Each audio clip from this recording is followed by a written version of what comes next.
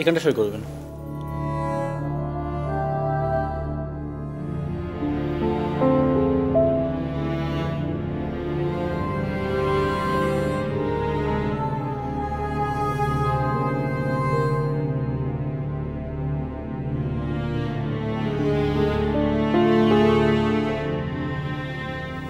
উর্চির চিঠি মনে হচ্ছে, দেখো তো কোত্থেকে এসছে। উর্চির চিঠি কোত্থেকে এলো? মনে হচ্ছে উকিলের কাছ থেকে। তুমি খুলবে চিঠিটা? কেন খুলবে না কেন? আচ্ছা দিদি ভাই, অর্চিকে এখনো এত সম্মান দেবার কি আছে বলো তো? ওকে নিজে নিজের সম্মানটা রাখতে পেরেছে? উকিলের চিঠি যখন এসছে তখন তো বোঝাই যাচ্ছে কিসের জন্য, কি ব্যাপারে চিঠিটা এসেছে। দাদা, তুমি ওকে পরিষ্কার বলে দেবে ডিভোর্স ও কিছুতেই করতে পারবে না। ও একসঙ্গে থাক না থাক, যা ইচ্ছে করুক, মোট কথা ওকে আমরা ডিভোর্স করতে দেব না।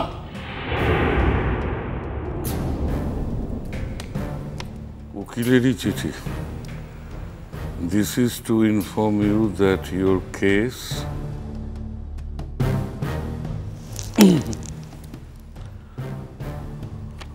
আগামী 11 তারিখে ওদের দুজনকে জজের সঙ্গে দেখা করতে বলেছে। কি কাণ্ড! এ দেখেছো, তলে তলে তো সমস্ত ব্যবস্থা করে রেখেছে পাকা করে। বুঝতে পারছো না? বাহা তো এখন অন্য জায়গায় থাকে। ডিভোর্সটা হতে দাও না, পরের দিন থেকেই বাহাকে নিয়ে না সংসার করতে শুরু করেছে। তো আমি কি বলছি তোমায়? হ্যাঁ, ওই ডিভোর্সটুকুরই তো অপেক্ষা। তা নইলে যেদিন বাহাকে আমরা বাড়ি থেকে বার করে দিলাম সেদিন তো ওর সঙ্গে যেত। এখন বলছো বৌদি?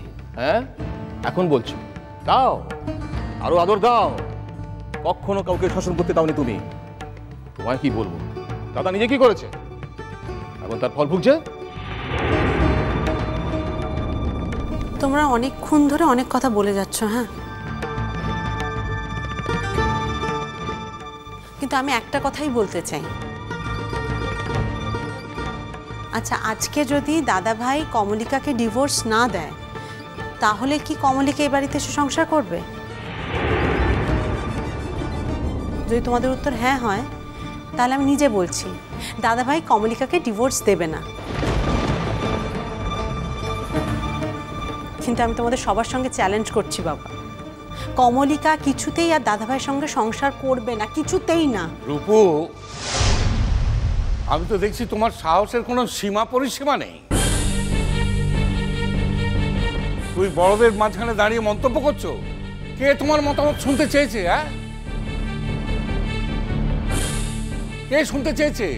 কে তোমার বিশ্লেষণ শুনতে চেয়েছে? দাদা, এবারই শিক্ষা দীক্ষা সব শেষ হয়ে যাচ্ছে একেবারে। বৃথা এদের জন্য আমরা জীবনের 90% দিয়ে দিয়েছি, বৃথা। এই বাড়ির অন্য কারোর ব্যাপারে তো তোমার কোনোদিন কোনো হেলদোল দেখিনি রূপু। তা দাদা ভাইয়ের ব্যাপারে হঠাৎ এত উৎসাহী কেন মা তুমি? আগবাড়িয়ে এত কথা বলছো কেন শুনি? বৌদি, ঝুড়িতে একটা আম পচে গেলে বাকি আমগুলো যে পচে যায় তুমি জানো না? না ভুলে গেছো? একটা অধঃপতন শুরু হয়েছে, অন্যগুলো তার সুরে সুর মেলাচ্ছে। কি হলো রূপু, তুমি এখনো দাঁড়িয়ে আছো কেন? তুমি বুঝতে পারছো না? আমরা চাইছি না তুমি এখানে দাঁড়িয়ে থেকে কোনো বেফাস কথা বলে বসো। মেজো কাকিমণি, আমি কিন্তু অতটাও ছোট নই যে আমি বড়দের সঙ্গে কথা বলতে পারবো না। আর আজ যদি দিয়া এই জায়গাটায় থাকতো, তাহলে দিয়ার কিন্তু অধিকার থাকতো এখানে দাঁড়িয়ে থাকবার, এখানে দাঁড়িয়ে মন্তব্য করবার। যেহেতু আমি বিয়ের পর সবকিছু খুইয়ে বাপের বাড়িতে এসে পড়ে আছি, সেই জন্য তো এই কথাগুলো উঠছে, তাই না? তুমি থামো তো রূপু, সব সময় ওই এক পুরনো কথাগুলো ঘাঁটা, অসহ্য। রোজ রোজ তোমাদের জীবনে অনেক ঘটনা ঘটে মা, কিন্তু আমার জীবনে কোনো নতুন ঘটনা ঘটে না গো। ওই একটা ঘটনা আমার জীবনের সব ঘটনাকে ছাপিয়ে গেছে, তাই ওই ঘটনাটা আমার জীবনে কখনো পুরনো হবে না, কোনোদিনও না। তুমি এড়ে তক্ক না করে যাবে এখান থেকে, আর না যদি যাও চুপ করে দাঁড়িয়ে একটাও কথা বলবে না।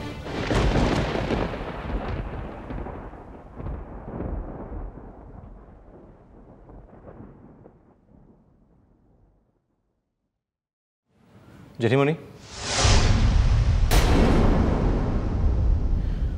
আমি একটু বেরোবো, কিছু খেতে দেবে? আমি স্নানে যাচ্ছি।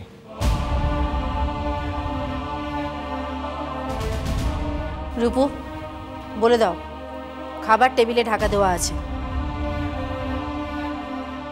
তার মানে এই বাড়িতে আমাকে খেতে দেওয়ার কেউ নেই, তাই তো? চল দাদা ভাই, আমি তোকে খেতে দিয়ে দিচ্ছি, চল।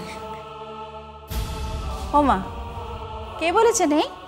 এই তো তোমার বোন আছে, তোমার বৌদি আছে, দাদা আছে। বাবা, এত বড় একটা মহান কাজ করে ফেলেছো, তোমার সঙ্গে কেউ থাকবে না, এটা হয়? বালাই ষাট। মা, মা, মা কি কি বা আবার তুমি মেজাজ দেখাচ্ছ আমাদেরকে? আমরা আমাদের সর্বস্ব দিয়ে তোমাদের পাওনা মিটিয়েছি, তোমরা তার কি প্রতিদান দিলে? হ্যাঁ, কি আশা করেছিলে বাবা? জীবনের কোনো ক্ষেত্রেই আমি নিজের মত খাটাবো না, এটাই প্রতিদান? না না, তা কেন? সব ক্ষেত্রে নিজের মত কাটাবে, তা সে যত অন্যায় হোক না কেন।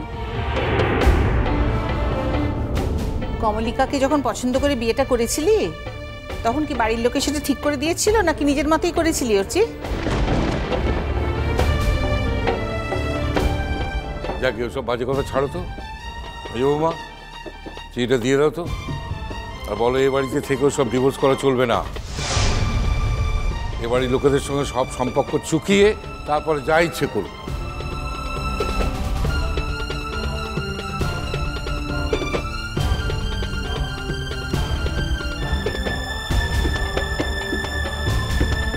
চিঠিটা খোলা কেন?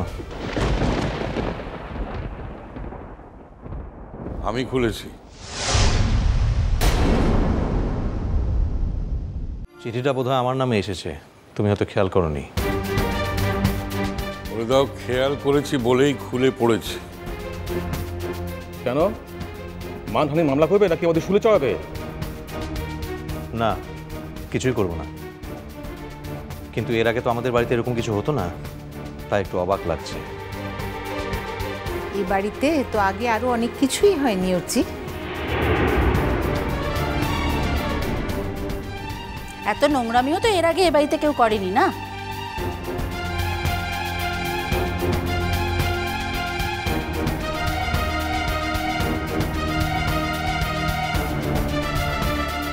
এইবার কিন্তু তুমি তোমার সীমা ছাড়াচ্ছ না।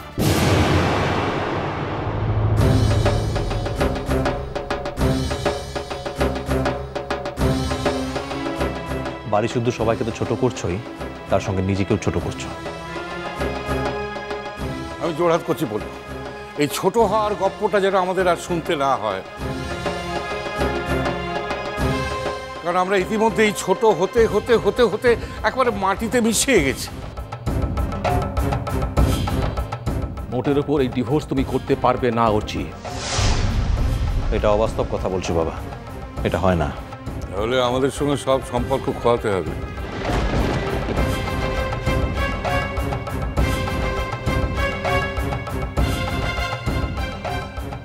আমার দুর্ভাগ্য যে তোমাদের সঙ্গে আমার থাকা হবে না।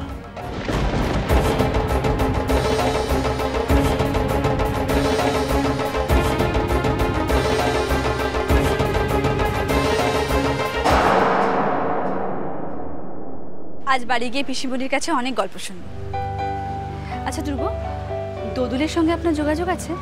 হ্যাঁ নিশ্চয়ই, থাকবে না? আমার কাজিন হয়তো, ওই বাড়ি গেলেই কখনো কখনো দেখা হয়। পিসিমণি দোদুলের জন্য খুব ভেতরে ভেতরে কষ্ট পায়। আমি তো বললাম আমি দোদুলকে বোঝাবো। আপনি যেন আমাদের বাড়িতে অনেকটা ঈশ্বরের আশীর্বাদ হয়ে এসেছে। বলছেন? সত্যি বলছি। মিষ্টি কুটু মিষ্টি কুটু মিষ্টি কুটু।